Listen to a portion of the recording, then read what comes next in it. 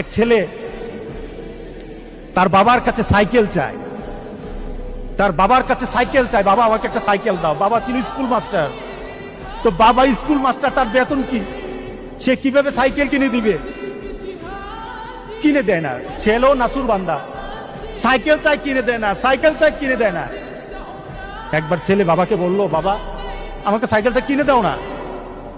বাবা রাগ করলেন, রাগ কিয়ে বললেন যে আরেকবার সাইকেল চাইবি তাহলে পিটাম, তুই আমাকে বিরক্ত করতেছিস। কি বলেন, আমরা বিরক্ত হই না মাঝে মাঝে? সন্তান যদি বেশি আমার ক্ষমতার বাইরে যদি সন্তান কিছু চায় তাহলে আমরা বিরক্ত হয়ে যাই।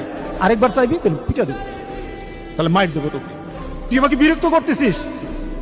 সন্তান বারবার চাওয়ার কারণে বাবা বিরক্ত হয়ে গেল।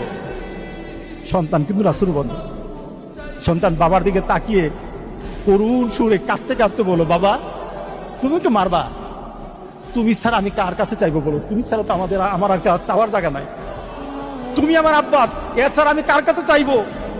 দেওয়ার ক্ষমতাও যদি তোমার থাকে তোমার কাছে চাইবো, না চাইলে সেটাও তোমার কাছে চাইবো। আমি কার কাছে চাইবো বলো? তুমি আমাকে ফিরিয়ে দিবে, কিন্তু আমি ফিরে দিলে দিতে পারো, কিন্তু আমি কার কাছে চাইবো? আমার তো তুমি ছাড়া কেউই নাই।